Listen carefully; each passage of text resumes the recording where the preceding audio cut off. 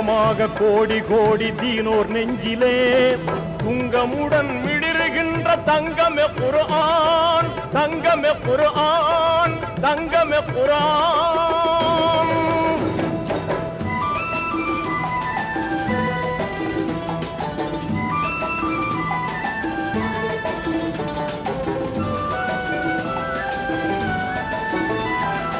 எந்த மறைக்கும் இல்லா சிறப்பு ஆற்றல் காணலாம், இகத்தில் உள்ள எல்லா நோய்க்கும் மருந்து காணலாம்.